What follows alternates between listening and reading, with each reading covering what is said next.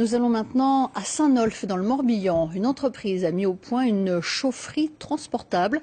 Le circuit court est privilégié, c'est donc écologique et économique. Reportage de Stéphanie Zad et Philippe Boget.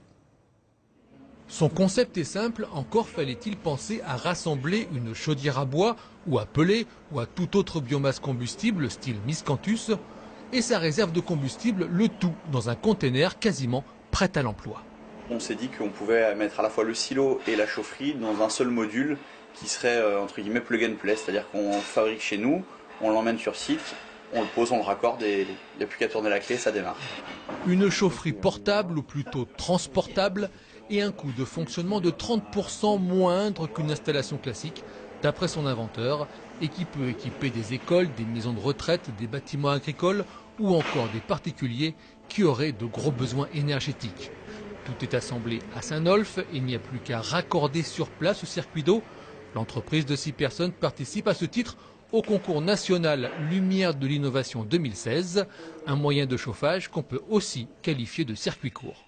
Planter les arbres, ce sera local, les couper, ce sera local, les broyer, ce sera local, transporter le résultat du broyage, ce sera local, la construction de la chaufferie se fait en local, son exploitation se fait en local, donc tous ces échanges économiques vont rester dans le tissu local.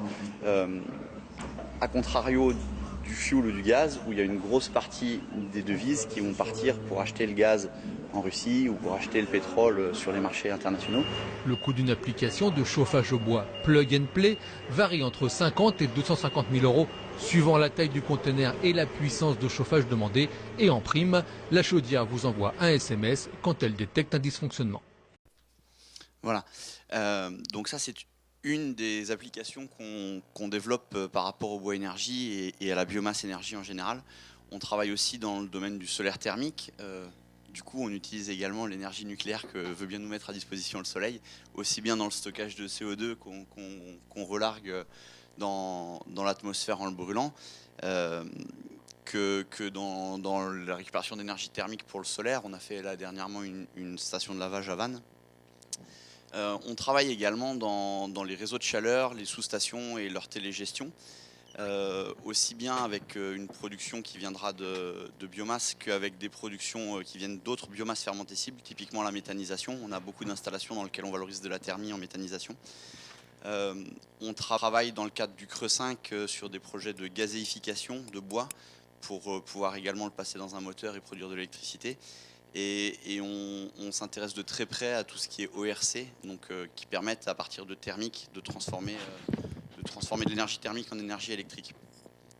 Voilà, on a une petite entreprise qui a maintenant bientôt 10 ans, au mois de septembre. On est une petite dizaine à travailler. On fait à la fois nos études, notre conception et la réalisation, l'exploitation maintenance derrière.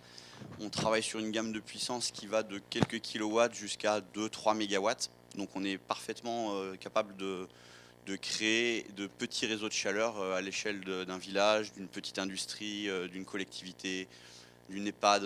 Il y a de multiples cibles pour lesquelles on peut envisager ce type d'installation. Et pour revenir en détail sur cette histoire de conteneurs, on s'est rendu compte que souvent une des problématiques c'était la gestion du génie civil, des différentes interfaces, la sensation que ça devenait vite des gros chantiers, alors qu'en fait c'est pas si compliqué que ça. On peut tout mettre dans une seule boîte, on l'emmène sur site, on le pose, on travaille en temps masqué pour le client, on limite les coactivités qui sont génératrices de risques de chantier. On peut aussi contraindre nos coûts puisqu'on a une vision plus claire de ce que va être la capacité d'affaires de l'entreprise, puisqu'on est au sein de nos locaux, on a tout ce qu'il faut sous la main. Et comme on rayonne aussi au niveau national, ça nous a permis, ça c'est le deuxième qu'on fait, il est parti à côté de Paris pour chauffer des locaux d'urgence à Emmaüs Coup de Main. Mais on en a une première qui est installée couplée à un conteneur de cogénération à côté de Saint-Étienne. Donc les deux fois en fait ça nous a permis de travailler en local pour un chantier qui était relativement éloigné de nos bases. Qu'est-ce que je peux vous dire de plus en 30 secondes? On est installé juste là à la table. On va faire une levée de fonds a priori au début du mois de septembre pour pouvoir continuer de développer. Et puis on est en cours de validation d'un accord avec un industriel allemand pour développer la micro-cogénération à base de bois en France. Voilà. Oh la classe! Merci.